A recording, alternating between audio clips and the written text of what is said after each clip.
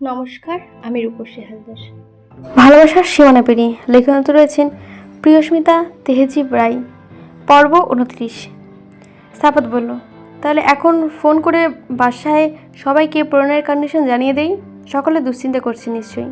প্রীতম বলল, আর 1 ঘন্টা আগে বলে দিয়েছি, কিছুক্ষণের মধ্যে সবাই এলো বলে। প্রেম একটু ইতস্তত করে বলল, তাহলে এখন বোনকে ডেকে নিয়ে আসি। মেজদা মানে বড় আপু যদি দেখে সমস্যা না তৈরি করে, আমাদের বোনকে আবার কষ্ট দিয়ে যদি কিছু বলে। প্রীতম দীর্ঘ নিঃশ্বাস ফেলে সম্মতি জানিয়ে বলল, ঠিক আছে, যা, নক করে ঢুকবি। প্রেম সম্মতি জানিয়ে চলে যেতেই প্রীতমের বয়সী একটা ছেলে তাদের দিকে এগিয়ে এসে আন্তরিকভাবে হেসে বলল, হাই, আমি অনির্বাণ। প্রীতম ছেলেটাকে ঠিক চিনতে পারল না। ছেলেটা বোধহয় প্রীতমের মনের ভাব বুঝতে পেরে সে পুনরায় হেসে বলল, আমি প্রণয় ভাইকে হাসপাতালে নিয়ে এসেছিলাম, আর আমি আপনাকে ফোনে পিক করেছিলাম। প্রীতম এবার বুঝতে পারল।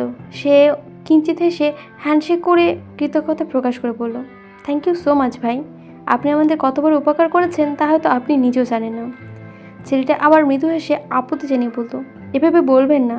প্রণয় ভাইয়া আমার ভার্সিটিতে সিনিয়র বড় ভাই, সিনিয়র বড় ভাইয়ের থেকেও বেশি নিজের বড় ভাইয়ের মতো ছিলেন। আমাকে আমার খারাপ সময়ে যা হেল্প করেছেন তার প্রতিদান হয়তো কোনোদিনই দেওয়া সম্ভব না। প্রীতম আন্তরিকভাবে হাসল। তাদের কথার মাঝে সাদাব কৌতূহলী কণ্ঠে জিজ্ঞেস করলো, কিন্তু প্রণয়ের অ্যাক্সিডেন্ট হলো কীভাবে? প্রীতম কৌতূহলী চোখে চাইল।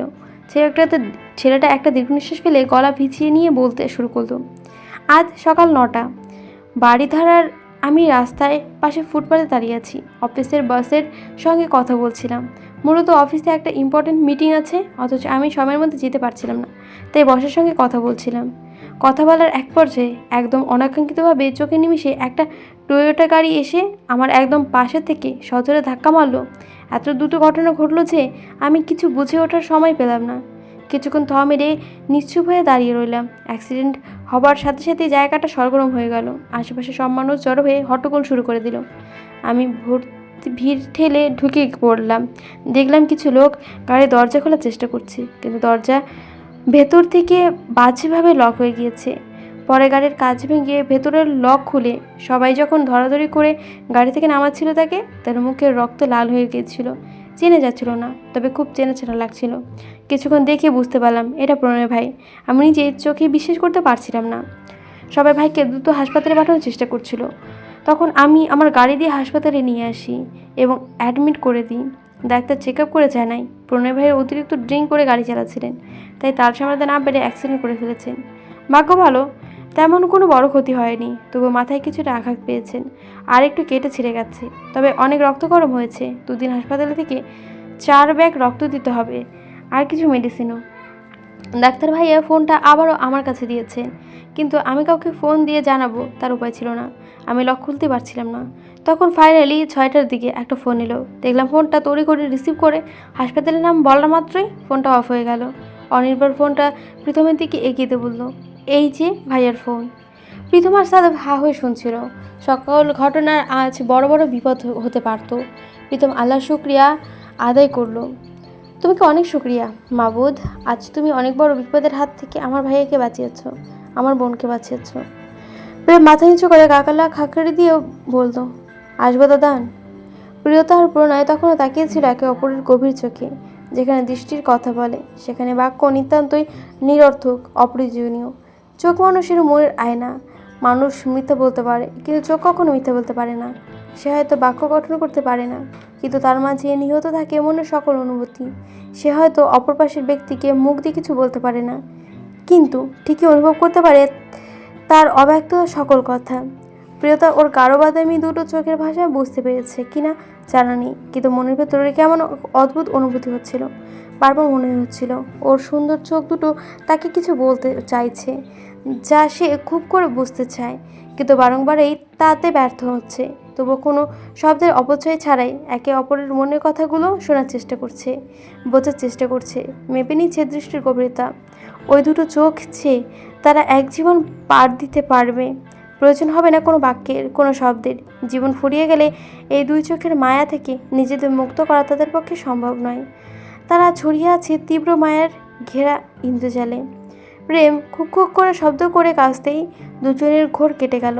প্রিয়তা প্রণয়ের হাত ছেড়ে লাফিয়ে সরে গেল প্রণয়ের কাছ থেকে। গালে জড়িয়ে জড়িয়ে পড়তে লাগলো রক্তিম ললিমা। সে লজ্জা পেয়ে বলল, ছি ছি, এতক্ষণ আমি এভাবে বসেছিলাম প্রণয় ভাইয়ের সামনে। সে লজ্জায় মিলিয়ে গেল। সে প্রণয়ের দুই হাতে সেটা চেপে ধরে বসেছিল। হাত ছড়াতে সেখান থেকে পুনরায় ফিনকি দিয়ে রক্ত বেরোতে শুরু করলো। প্রেমের আনমনে কিছুটা বিরক্ত হয়ে এলো প্রণয়, কিন্তু বিরক্তটুকু মুখে প্রকাশ না করে শান্ত কণ্ঠে বলল, আয়। প্রেম ভেতরে ঢুকে বড় ভাইকে ভালোভাবে খুঁটিয়ে খুঁটিয়ে পর্যবেক্ষণ করলো। বুকের ভেতর কেমন চিনচিনে ব্যথা অনুভব হলো। সে নম্র কণ্ঠে জিজ্ঞেস করলো, কেমন আছেন বড় দাদান? হাসলো প্রণয়। প্রিয়তার দিকে কয়েক সেকেন্ড তাকিয়ে সন্তুষ্ট কণ্ঠে জবাব দিল, অনেক ভালো, অনেক ভালো। হাসলো প্রণয়ও, প্রেমও। তাদের কথা বলার এক পর্যায়ে প্রীতম, সাফাত, অনির্বাণ আর একজন নার্স কেবিনে প্রবেশ করলো। প্রীতম আর সাফাতও খুঁটিয়ে খুঁটিয়ে দেখতে লাগলো। নার্স উত্তেজিত কণ্ঠে রাখলো, ক্যানুলাগুলো খুলে ফেলেছেন কেন? কত রক্তক্ষরণ হচ্ছে আপনার? এমনিতে আপনার অনেক রক্তক্ষরণ হয়ে গেছে। হিমোগ্লোবিন লেভেল একদম কমে গেছে। আপনাকে আরও রক্ত দিতে হবে। আর আপনি আরও বের করে দিচ্ছেন। প্রণয় বিরক্ত হলো, তীব্র বিরক্তি নিয়ে বলল, এগুলো ডিস্টার্ব করছিল তাই খুলে ফেলেছি। এগুলো পরে আমি শুয়ে থাকতে পারবো না। আমার বাসায় যাওয়ার ব্যবস্থা করুন। প্রীতম আর প্রেম বিস্ফোরিত চোখে একে অপরের মুখে চাওয়াচাই করলো। প্রীতমের বিস্ময় কাটার আগেই প্রণয় থেকে ধমক দিয়ে বলল, দেখছিস কি, ধর আমায়, বাড়ি যাব। নার্স ছুটে গেলেন ডাক্তার ডাকতে। প্রিয়তা উত্তেজিত কণ্ঠে প্রণয়ের কাছে গিয়ে দাঁড়ালো, নিচের স্বরে বলল, এমন করছেন কেন? উনি তো বললেন আপনার আরও ব্লাড দিতে হবে। প্রণয় শান্ত কণ্ঠে বলল, লাগবে না, যথেষ্ট আছে। প্রিয়তা গিয়ে প্রণয়ের আরেকটু পাশে ঘেসে দাঁড়ালো, কণ্ঠ খাদে নেমে বলল, এরকম করবেন না প্লিজ প্রণয় ভাই। আপনি অনেক অসুস্থ, এভাবে বাড়ি যাবেন না। প্লিজ একটু বোঝার চেষ্টা করুন। আপনার হিমোগ্লোবিন লেভেল অনেক নিচে। আপনার হাঁটতে মাথা ঘুরবে। প্লিজ একটু বুঝুন। প্রণয় গভীর দৃষ্টিতে তাকালো প্রিয়তার করুণ মুখের দিকে। ডাক্তার ছুটে এসে বলল, কি করছেন মিস্টার সিকদার? আপনি এখনই বাড়ি কিভাবে যাবেন? কয়েক ঘন্টা আগে আপনার অ্যাক্সিডেন্ট হয়েছে। আপনি পুরো 6 ঘন্টা সেন্সলেস ছিলেন। আপনি গুরুতরভাবে অসুস্থ। এখন চলে গেলে আপনার অনেক প্রবলেম হবে। আপনাকে আরও ব্লাড দিতে হবে। প্রথমের দিকে তাকিয়ে ডাক্তার বললেন, আপনারাও বোঝেন ওনাকে। প্রেম আর প্রীতম অসহায়ভাবে একে অপরের মুখের দিকে তাকালো। বেচারা, ওরা কি বলবে? একটা ধমকে তো তারা উড়ে যেয়ে যাবে। তারা যত যাই হোক বড় ভাইকে ভীষণ ভয় পায় ও সম্মান করে। তো প্রীতম ভয় ভয় বলল, প্লিজ দাদান, মাত্র 2 দিনই তো। প্রণয় তাকিয়ে আছে প্রিয়তার চোখের দিকে, যেখানে মেনে নেওয়ার জন্য অনুরোধ স্পষ্ট। প্রণয় ডাক্তার দিকে তাকিয়ে স্বাভাবিক কণ্ঠে বলল, ঠিক আছে, কিন্তু 2 হাতে লাগাবেন না, 1 হাত ফ্রি রাখবেন। ডাক্তার আপত্তি জানাতে নিল। প্রীতম চোখের ইশারায় বারণ করলো। ডাক্তার সম্মতি জানিয়ে শুধু রক্তের ক্যানুলা প্রণয়ের বাঁ হাতের শিরায় ঢুকিয়ে দিল। প্রিয়তা এক দৃষ্টিতে সহ্য করতে পারল না। চোখ খিচে প্রণয়ের ডান বাহু শক্ত করে আঁকড়ে ধরল। প্রণয় নরম চোখে তার জানের দিকে তাকিয়ে মনে মনে বলল, এত নরম মন নয় রক্তচাপা। তোমাকে শক্ত করে তুলতে হবে, অনেক শক্ত হতে হবে। ডাক্তার ক্যানুলা লাগিয়ে চলে যেতে যেতে বলে গেলেন, এতজন মিলে ভিড় করে থাকবে না, পেশেন্টের সমস্যা হবে। ওরা সম্মতি জানালো। অনির্বাণ হাঁ করে তাকিয়ে আছে। সেকেন্ডে 16 থেকে 17 জন বয়সী মেয়ের দিকে কেবিনে পা রাখা মাত্র তার দৃষ্টি লক হয়ে গেছে। একজনের নীরব চোখের পানি। সে আর এক মুহূর্তের জন্য চোখ ফিরে নিতে পারেনি। এদিক ওদিকে কারোর দিকে তার খেয়াল নেই। সে তখন থেকে হাঁ করে তাকিয়ে আছে প্রিয়তার দিকে। সে মনে বলল, এত সুন্দর মেয়ে হয়? এই 27 বছরের জীবনে অনেক সুন্দর মেয়ে তো দেখলাম, কিন্তু এমন একজনকেও তো এর আগে কখনো দেখিনি। কি সুন্দর চোখ, চুল, চেহারা। এত মায়া কোথা থেকে আসে চেহারায়? প্রণয় অনির্বাণের দিকে তাকালো। বিষয়টা তার নজর আসতেই চোখের রং পাল্টে গেল। সে গভীর কণ্ঠে অনির্বাণকে বলল, তুই এখানে কেন হঠাৎ? প্রণয়ের গভীর কণ্ঠ কানে আসতেই হকচকিয়ে গেল অনির্বাণ। তড়িৎ গতিতে নিজের দৃষ্টি নামিয়ে নিয়ে প্রত্যুত্তর বলল, আমি আপনাকে এখানে নিয়ে এসেছি ভাইয়া। প্রণয় কপাল কুঁচে ওর দিকে তাকিয়ে বলল। অনির্বাণের দৃষ্টি বারবার ঘুরে ফিরে প্রিয়তার দিকে যাচ্ছে। তার জানের দিকে বারবার তাকাতেই দেখে প্রণয়ের বিশাল মেজাজ খারাপ হলো। সে নিজেকে শান্ত রেখে বলল, thank you Anirban, but I need to take a rest. So ওরা সবাই সম্মতি জানিয়ে বেরিয়ে গেল। প্রিয়তা বেরিয়ে যেতে নিলে প্রণয় গভীর কণ্ঠে বলল, তুই কোথায় যাচ্ছিস? থেমে গেল প্রিয়তা। প্রণয়ের দিকে তাকে ফিরে বলল, বাইরে। প্রণয় ভ্রু কুঁচকে জিজ্ঞাসা করলো, কেন? প্রিয়তা স্বাভাবিক কণ্ঠে জবাব দিল, বারে, আপনি না বললেন রেস্ট নেবেন? প্রণয় ওর কথা পাত্তা না দিয়ে গম্ভীর কণ্ঠে বলল, এদিকে আয়। প্রিয়তা অবাক হলো, কিন্তু কিছু না বলে এগিয়ে গেল প্রণয়ের কাছে। প্রণয়ের আদেশে সুরে বলল, বস। প্রিয়ত কথা না বাড়িয়ে লক্ষ্মী মেয়ের মতো পাশে বসে পড়ল। প্রণয় আবার বলল, তোকে আমি একদিন বারণ করেছিলাম, বলতো কি বারণ করেছিলাম? প্রিয়তা অবাক চোখে তাকিয়ে ভাবনায় পড়ে গেল। নিচু স্বরে বলল, অনেক কিছুই তো বারণ করেছিলেন, এখন আলাদা করে কোনটা বলবো? প্রণয় কপাল কুঁচকে বলল, গাধা। কি তোকে সাথে বলি? প্রিয়তা গাল ফুরিয়ে তাকালো। প্রণয় ওর দিকে তাকিয়েছিল। প্রণয় আবারও বলল, ঝটপট চুলগুলো শক্ত করে বাঁধ। চুল কেটে ঘুরে বেড়াচ্ছিস কেন? তোকে না কতদিন বার করেছি চুল খুলে ঘুরতে? প্রিয়তার খেয়াল হলো সে এক হাঁটু চুল খুলে গত 4 ঘন্টা ঘুরে বেড়াচ্ছে। সে তড়িঘড়ি লতানো চুলগুলো গলার কাছে নিয়ে সরিয়ে হাত দিয়ে পেঁচিয়ে খোপা করতে লাগলো। উন্মুক্ত হলো তার ফর্সা গলা, যেখানে চিকন চেনের প্যান্ডেল নিচে দাঁড়িয়ে তার শুভাদৃষ্টি করছে, যা রূপের আগুনে ঘিরালে। প্রণয় মুগ্ধ চোখে প্রিয়তার হাতে চুল পেঁচিয়ে বাঁচাতে দেখল। চোখ ঝলসানো রূপের বাহার দেখে মনে গেঁথে উঠল, প্রণয়ের রাজ্যে রাজকুমারী, গলার চন্দ্রহার, দিনে দিনে বাড়ছে তোমার চুলেরই বাহার। প্রিয়তা প্রণয়ের দিকে তাকিয়ে বলল, আর কিছু করব? প্রণয় গম্ভীর চোখে তাকালো। ডান হাতে প্রিয়তার বেবি হেয়ারগুলো কানের পেছনে গুঁজে দিয়ে শান্ত স্বরে হাসিয়ে বলল, এই যে লোকটাকে দেখছিস দ্বিতীয়বার, ওই ছেলেটার সামনে তোকে যেন পড়তে না দেখি। ওই লোক যতক্ষণ থাকবে তুই আমার চোখের আড়াল হবি না। আর আমার এই কথাটা যদি একটু অমান্য হয় তাহলে? প্রণয় গোল গোল চোখে তাকালো, ঢুকিয়ে বলল, না হলে? প্রণয় হেসে প্রিয়তার চোখে চোখ রেখে শান্ত স্বরে ভয়ঙ্কর কণ্ঠে বলল, চোখ তুলে ফেলবো। প্রিয়তার চোখ জোড়া বিস্ময়ে বড় বড় হয়ে গেল। আবার কনে জিজ্ঞাসা করলো, আমার? প্রণয় শুধু হাসলো, মনে মনে বলল, আমার ভালোবাসার দিকে সব সারাদের নজর। ওদের কথা বলার মাঝে কেউ ঝড়ের বেগে এসে ঢুকে পড়লো। প্রণয়ের বুকে ঝাঁপিয়ে পড়লো। হঠাৎ এমন হাওয়াতে একটু হকচকিয়ে গেল প্রণয়। সেকেন্ড কয়েক সময় লাগলো কি হচ্ছে বুঝতে। ব্যাপারটা বুঝে আসতে সে অনাকাঙ্ক্ষিত ব্যক্তিকে দূরে সরানোর চেষ্টা করতে লাগলো। প্রহেলিকা প্রণয়ের বুকে মাথা রেখে জোরে জোরে কেঁদে উঠলো। কাঁদতে কাঁদতে বলল, তুমি ঠিক আছে প্রণয়? বেশি ব্যথা পাওনি তো? এই কান্না দেখলে যে কারোরই মায়া হওয়ার কথা, কিন্তু মায়া হলো না প্রণয়ের। সে শান্ত কণ্ঠে বলল, কি হচ্ছেটা কি? প্লিজ ছাড়ো। কিন্তু প্রহেলিকা প্রণয়ের কথা তোয়াক্কা না করে আরও শক্ত করে প্রণয়ের পিঠ জড়িয়ে ধরল। কাঁদতে কাঁদতে বলল, আমি অনেক ভয় পেয়ে গেছিলাম জানো, অনেক ভয়। তুমি কেন এত অসাবধান? কেন প্রণয়? তোমার কিছু হয়ে গেলে কি হতো আমার? আমি তো মরেই যেতাম। খুব ভালোবাসি তোমাকে প্রণয়, খুব।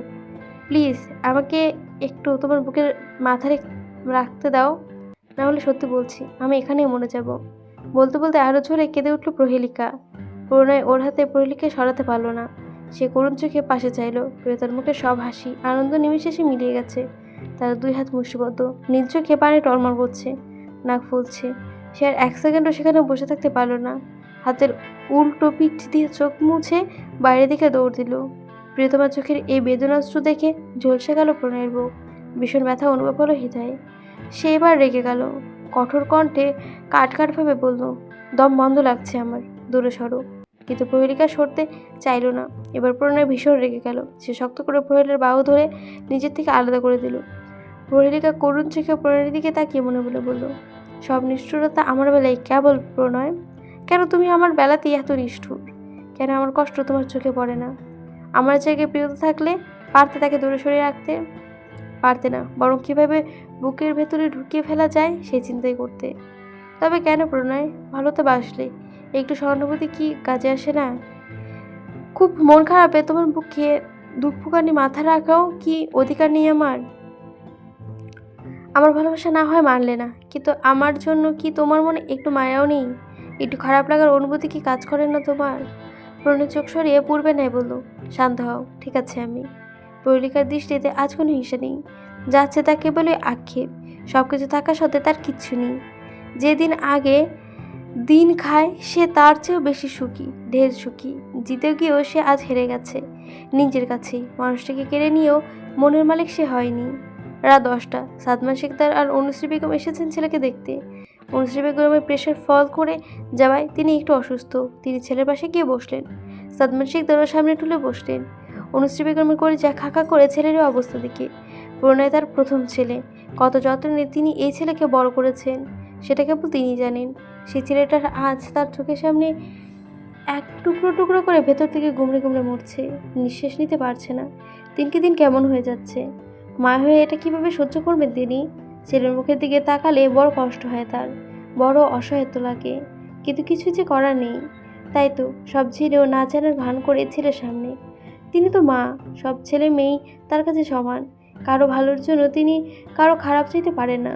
আর বিষয়টা যতদূর এগিয়ে আছে সেখান থেকে আর ফিরে আসার কোনো উপায় নেই, কিন্তু মায়ের মন তো ছেলের কষ্ট সইতে পারে না।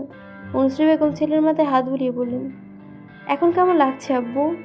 প্রণয় আম্মুর দিকে তাকালো। অনুশ্রী বেগম আবারও আদুরে কণ্ঠে শাসনে সুরে বলল, দেখে শুনে চলতে হয় আব্বু।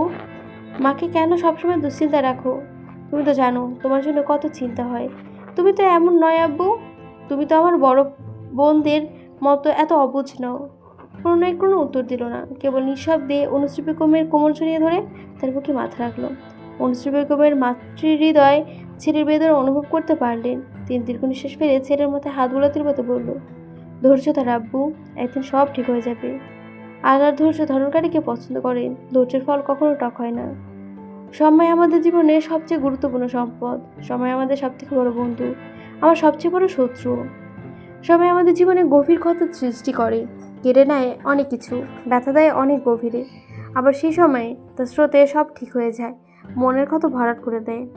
যেভাবে কেড়ে নিয়েছে সেভাবে নতুন করে কিছু ফিরিয়ে দেয়। তার ক্ষেত্রে শুধু ধৈর্য ধরতে হয় আমাদের। আবু। প্রণয় আবারও কোনো উত্তর দিল না, নিঃশব্দে সে মায়ের বুকে মাথা রেখে টুপ টুপ করে অশ্রু বিসর্জন করে যাচ্ছে। অনুশ্রী বেগম বুঝলেন ছেলের বোবা কান্না। পুরুষের মানুষদের নাকি কাঁদতে হয় না, কিন্তু এটা সম্পূর্ণ ভুল কথা। পুরুষরাও কাঁদে, তবে সেটা সবার কাছে না, কিছু বিশেষ মানুষদের কাছে। মানুষেরা তো তা নিজেদের আবেগ ধরে রাখতে পারে না, যেমন প্রণয় তার আম্মুর কাছে নিজেকে ধরে রাখতে পারে না, তাই তো সে তার আম্মুকে সবসময় এড়িয়ে চলে। অনুশ্রী বেগম দীর্ঘ নিঃশ্বাস ফেলে ছেলের মাথায় চুমু খেলেন। এই ছেলেটা কখনো তাকে কিছু বলে না, ভালো লাগলেও বলে না, কষ্ট পেলেও তো নয়, ভীষণ চাপা স্বভাবের। তার অন্য ছেলে মেয়েরা তো এমন নয়, সামান্য হাত কেটে গেলেও তারা বাড়ি মাথায় তোলে, কিন্তু এই ছেলেটা যদি মরেও যায় তবু মুখ দিয়ে শব্দ বের করে না। প্রণয় আম্মুকে জড়িয়ে ধরে ডুকরে উঠল। অনুশ্রী বেগম তার চোখের দিকে পানি ধরে রাখতে পারলেন না, ছেলেকে আঁকড়ে ধরে কেঁদে ফেললেন। প্রণয় অনুশ্রী বেগমের বুকে আরেকটু সেটিয়ে গেল। অনেকক্ষণ চুপ থেকে সরে ধরে আসা গলায় অভিযোগ করে বলল, সবাই আমার সাথে এমন কেন করলো আব্বু? আম্মু, আমি তো কোনো দিন কারো থেকে কোনো অন্যায় করিনি, জেনে বুঝে তো কখনোই না। তবে ওদের কিসের শত্রুতা আমার সঙ্গে? কেন এমন করলো আমার সঙ্গে? কেন আমার সব কিছু কেড়ে নিল? আমার কেন আমার সুখ শান্তি কেড়ে নিয়ে আমাকে যন্ত্রণার ঘাতে ফেলে দিল?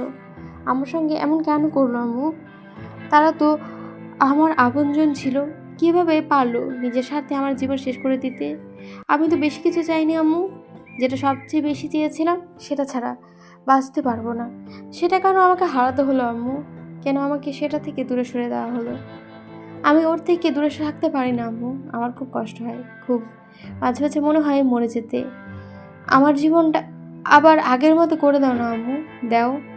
আমি অনেক দূরে চলে যাব, আর কখনো তোমাদের জীবনে ফিরে আসবো না।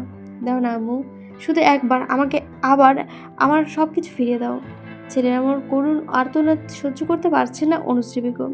তিনি ছেলেকে সান্ত্বনা দিয়ে বললেন, শান্ত হও আব্বু, আল্লাহর ওপর ভরসা রাখো, তিনি নিশ্চয়ই তোমার মনে শান্তি দেবেন। যা হয়ে গেছে তার কখনো পরিবর্তন হবে না। আমরা চাইলেও আমাদের অতীত পাল্টাতে পারি না, বা যা ঘটে গেছে তাও পরিবর্তন করতে পারি না, সেটা আমাদের হাতে নেই। আমরা শুধু চেষ্টা করছি বর্তমান ও ভবিষ্যৎটা যাতে সুন্দর হয়। যাই হোক, যেভাবে হোক, যাদের কারণে হোক, এভাবে আমাদের জীবনের মোড় একবার ঘুরে গেলে তার কখনো আগের পর্যায়ে ফিরে আসে না। মরে গেলেও সেই গল্প বলতে চায় না বাবা। সবসময় আমাদের জন্য পরিবর্তন হয় না, আমাদেরকে সময়ের সঙ্গে পরিবর্তিত হতে হয়। প্রয়োজনে নিজেকে ভেঙে চুরে হলেও সময়ের সঙ্গে খাপ খাইয়ে নিতে হয়। আমি জানি এটা তোমার জন্য হয়তো অসম্ভব, হয়তো খুব কঠিন, তবু বলবো বাবা, তুমি চেষ্টা করো, সত্যি, এছাড়া আর কোনো রাস্তা নেই। এই মনে আছে, এর বড় মনেই থাকুক। তবে যা ভাগ্যে আছে তাকে মেনে নেওয়ার চেষ্টা করো, তার সাথে মেনে নেওয়ার ভালো থাকার চেষ্টা করো, নতুনভাবে সব শুরু করো। তুমি যেগুলো আঁকড়ে ধরে বেঁচে থাকতে যাচ্ছ সেগুলো থেকে তুমি কষ্ট ছাড়া কিচ্ছু পাবে না বাবা। আমি মা হয়ে বলছি, ভুলে যাওয়ার চেষ্টা করো।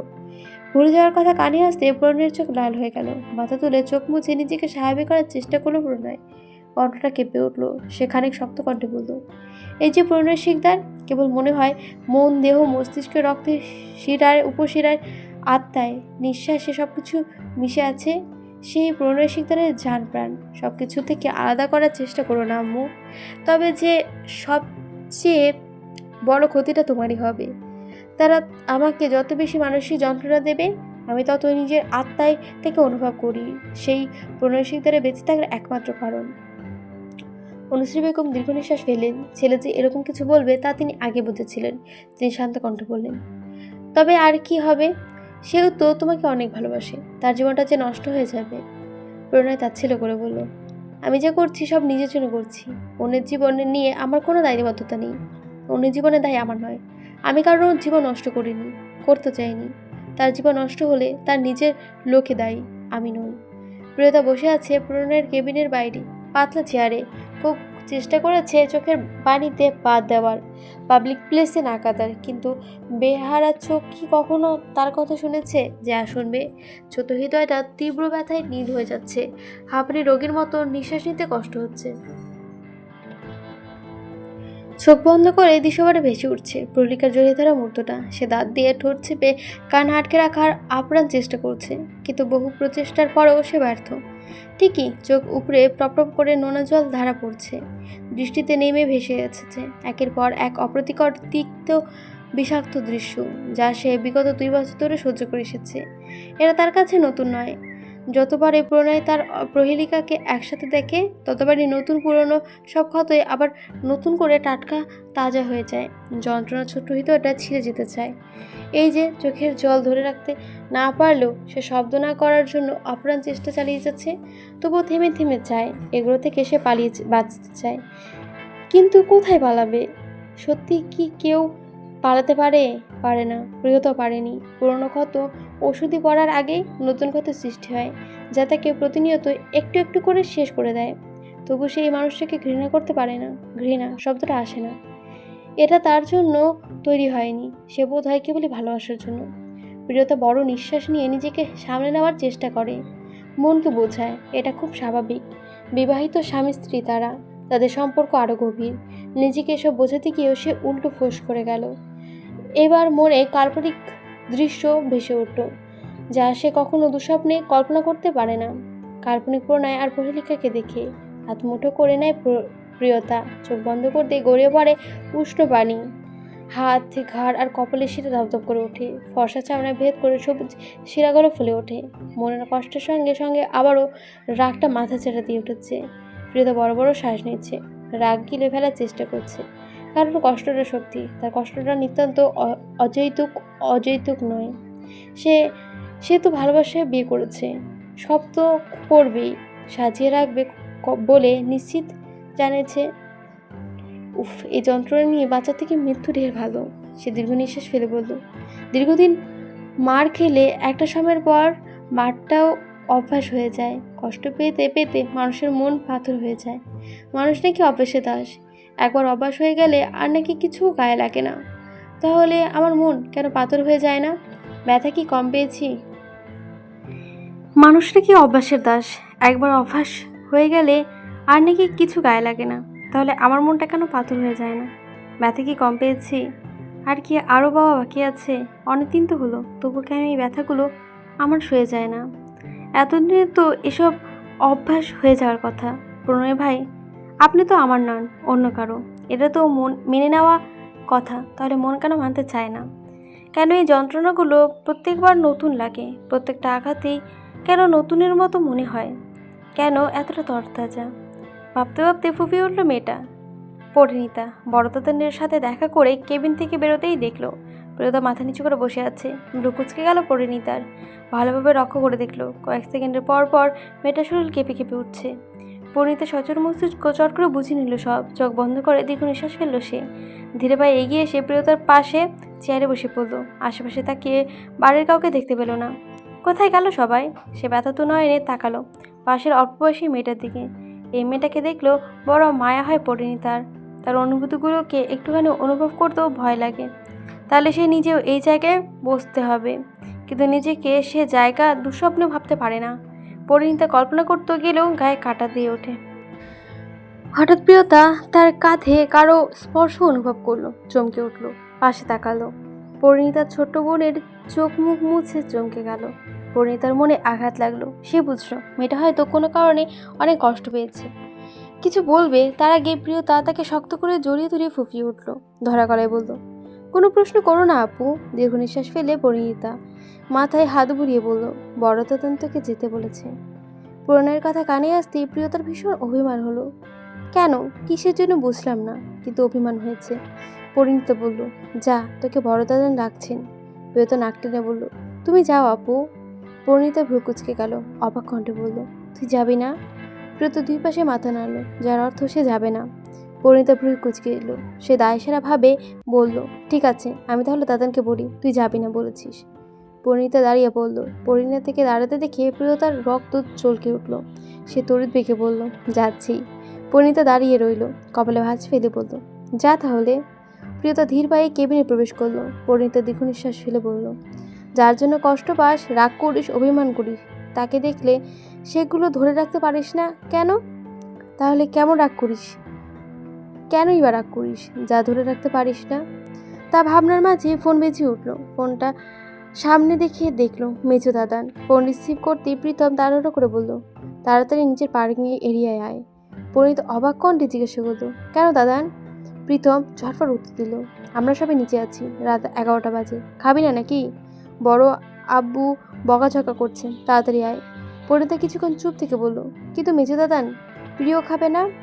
প্রীতম থমকে গেল, দীর্ঘ নিঃশ্বাস ফেলে বলল, বলেছিলাম রাজি হয়নি। বড় দাদান বলেছেন ওর জন্য নিয়ে আসতে, তুই তাড়াতাড়ি আয়। বলে ফোনটা কেটে দিল। পরিণীতা আর বেশি কিছু ভাবলো না। সে সামনে এক পা বাড়াতে আবার ফোন বেজে উঠল। ফোনের স্ক্রিনে চোখ রাখতে তার মুখ উজ্জ্বল হয়ে উঠল। সে ঝটফট ফোন রিসিভ করে সালাম দিল। আবিদ মৃদু হেসে সালামের উত্তর দিল। পরিণীতার কথা বলতে বলতে নিচে চলে গেল। প্রণয় চোখ বন্ধ করে মাথা এলিয়ে শুয়ে আছে, যার ফলে গলার অ্যাডাম অ্যাপেলটা স্পষ্ট। প্রিয়তা মাথা নিচু করে ধীর পায়ে এগিয়ে গিয়ে পাশে দাঁড়ালো, কিন্তু ভুলে ওর মুখের দিকে চাইল না।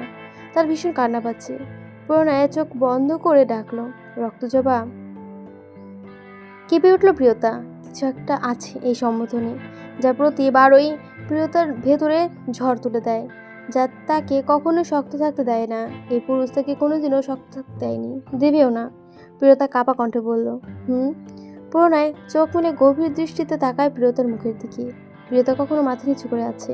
প্রণয় কিছুটা কঠিন কণ্ঠে বলল, তাকা আমার দিকে। প্রিয়তার কান্না পেয়ে গেল। এই লোকটাকে এমন কেন?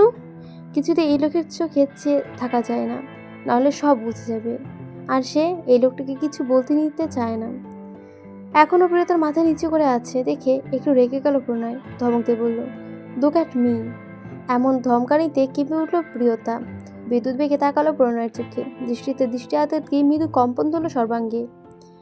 প্রণয় গভীর চোখে তাকিয়ে আছে প্রিয়তার চোখে। নীল চোখ দুটো লাল। প্রিয়তমান ব্যথার গভীরতা অনুভব করে প্রণয়ের হৃদয়েও সেই একই ব্যথায় নীল হয়ে গেছে। এটা সে কীরকম বিষাক্ত অনুভূতি সেটা তো গত 24 ঘন্টায় তার খুব ভালো মতোই জানা হয়ে গেছে। শুধুমাত্র কল্পনা করেই তো সে আজ এখানে। তবে তার ছোট্ট পাখিটা না জেনে কত কষ্ট পাচ্ছে। প্রিয়তার কষ্টগুলো প্রণয়ের অন্তর থেকে অনুভব করতে পারছে। এই যন্ত্রণা সহ্য করার মতো না। তবে তার জান কীভাবে সহ্যে? প্রণয় কোনো প্রশ্ন করল না, শুধু বলল, এদিকে আয়।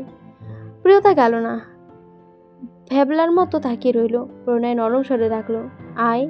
প্রিয়তা কি হলো জানেনি, সে মন্ত্রমুগ্ধের মতো এগিয়ে গেল। প্রণয় আদরে গলায় বলল, বসো। প্রিয়তা বদ্ধ মেয়ের মতো বসে পড়ল। প্রণয় ডান হাত বাড়িয়ে দিয়ে বলল, এখানে মাথা রাখো। প্রিয়তা ব্যথাতুর চোখে তাকালো প্রণয়ের চোখে। সে চোখের ভাষায় না বুঝল নিজের জন্য এই আকাশ পরিমাণ মায়া দেখল সে। তার কোনো বাক্য ব্যয় না করে প্রণয়ের ডান বাহুতে মাথা রাখলো।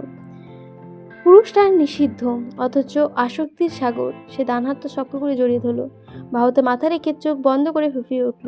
যত সম্ভব শব্দ না করার চেষ্টা করল। প্রিয় পুরুষের দেহের প্রিয় গন্ধটা আবার মস্তিষ্কে নিউরনে নিউরনে বিচরণ করছে, না অন্তরে আগুনে ঘি ঢালছে। অদ্ভুত না? যার জন্য কষ্ট পাই, মরে যেতে ইচ্ছা হয়, তার কাছে এসে কষ্টকে আহুতি দিতে হয়, তাকে কষ্ট ভুলতে আঁকড়ে ধরতে হয়।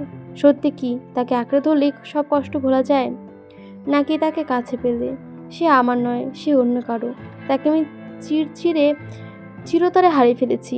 এই ভাবনায় এই যন্ত্রণা শতগুণ হয়েও আরও তীব্রভাবে হৃদয়ে ক্ষতবিক্ষত করে। প্রিয়তার হৃদয়ের ব্যথার চেয়ে চেয়ে যাচ্ছে প্রণয়ের মন। ছোট দেহের কম্পনটা সে খুব ভালো মতোই অনুভব করছে। তার যা সর্বাঙ্গ জ্বালিয়ে দিচ্ছে, মনে হয় তৈরি হচ্ছে তীব্র অপরাধবোধ। সে প্রিয়তার চুলে গভীর ভালোবাসার স্পর্শ করে প্রথমবারের মতো অনুভব করলো, যা হচ্ছে তা মোটেও ঠিক হচ্ছে না। আমাকে যত কষ্টই পেতে হোক না কেন, আমার ভালোবাসাকে এই মনোযন্ত্রণা পেতে দেওয়া উচিত নয়। আমার তো হাত পা শক্ত করে বাঁধা। আমি তো চাইলেও এই বিষাক্ত বন্ধন থেকে কোনোদিন মুক্ত হতে পারবো না। আর না পারবো আমার ভালোবাসাকে কোনোদিন সুস্থ স্বাভাবিকভাবে জীবন দিতে। প্রণয় চোখ বন্ধ করে নিয়ে মনে মনে কিছু কঠিন কথা আওড়ালো। আমাকে আমার ভালোবাসাকে অসুস্থ আসক্তি থেকে মুক্তি দিতে হবে। 1 ঘন্টা আগে সে ভেবেছিল যন্ত্রণার ধুকে ধুকে মরলে দুজনে একসাথে মরবে, কিন্তু এখন আর সে ভাবনায় মন কিছুতেই সায় দিচ্ছে না। বরং এবার সে নিজের ওপর ঘৃণা আসছে। সে এতটা স্বার্থপর ও নিজ মানসিকতার, নিজের একটু ভালো থাকার জন্য, যার গায়ে কখনো ফুলের টোকা পর্যন্ত দিতে দেয়নি, তাকে এতটা কষ্ট দিল।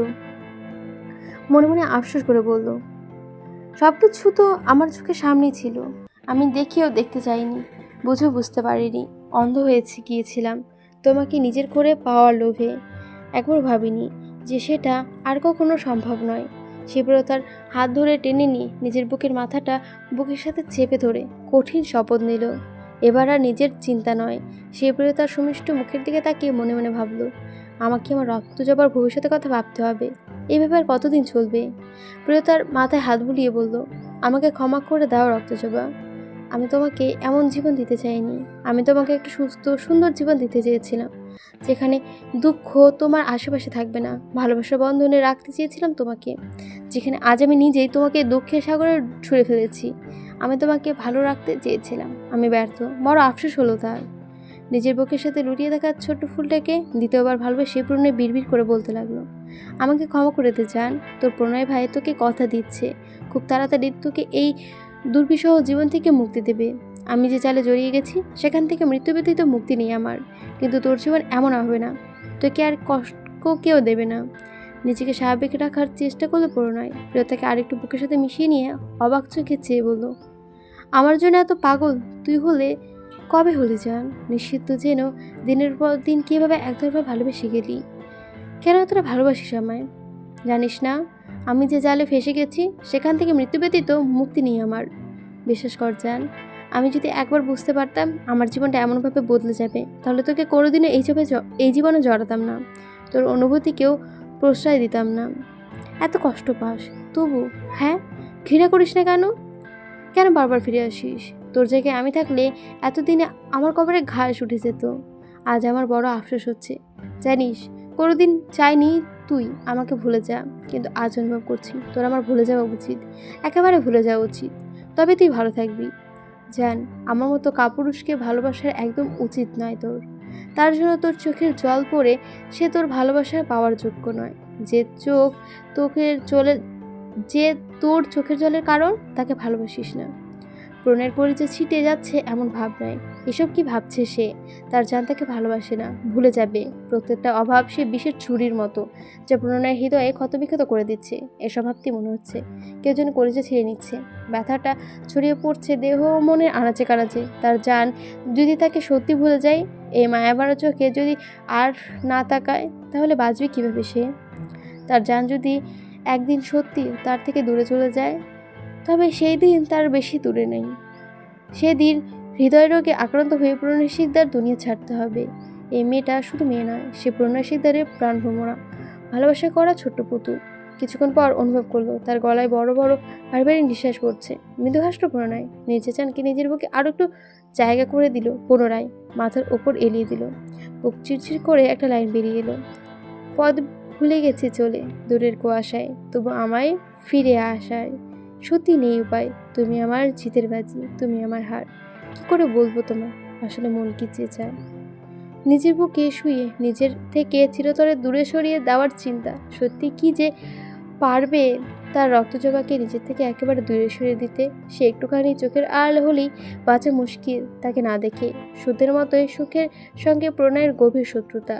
কোনো একসময় সখ্যতা থাকলেও বর্তমানে তারা দুজনে প্রণয়ের চিরশত্রু। এই সুখের আশায় হয়তো তার মৃত্যুই হবে। রাত 3:20। হাসপাতালে গুটি কয়েক ডাক্তার, নার্স আর কিছু মানুষ জেগে আছে। প্রণয় কেবিনে খুব সতর্ক পায়ে ঢুকলো। ধীরে ধীরে এগিয়ে গেল বিছানার দিকে। সেদিকে প্রিয়তা প্রণয়ের গলায় জড়িয়ে ধরে গভীর ঘুমে তলিয়ে আছে। প্রণয়ের তা জানকে বুকে নিয়ে নিশ্চিন্তে ঘুমিয়ে আছে। লোকটা পাশে পাশে তাদের জন্য দিকে গভীর দৃষ্টিতে তাকে রুলি কিছুক্ষণ। তার মুখে রাগ খুব কিছুই ছিল না, কারণ সে এই দৃশ্য অভ্যস্ত। আর সে খুব ভালো করেই জানে এই সম্পর্কের চেয়ে পবিত্র কিচ্ছু নেই প্রিয়তার কাছে। সে সেদিকে মনোযোগ দিচ্ছে না, তার সমস্ত মনোযোগ প্রণয়ের দিকে। সে খুঁটিয়ে কেটে প্রণয়কে পর্যবেক্ষণ করল। কোথায় কোথায় কতটা আঘাত পেয়েছে সেই মাথায় ব্যান্ডেজ হাত ছোঁয়াতে তার চোখের পানি চলে এলো। হাতে লাগানো ক্যানুলার ছোঁয়া দিয়ে চেপে উঠল হাত। চোখ থেকে গড়িয়ে পড়ল 2-1 ফোঁটা নোনা পানি। সে আর সেখানে স্থির হয়ে দাঁড়াতে পারল না, দ্রুত পায়ে কেবিন ত্যাগ করলো। সে যেতে চোখ মিলে তাকালো প্রণয়। ঠোঁটে তার অদ্ভুত এক হাসি।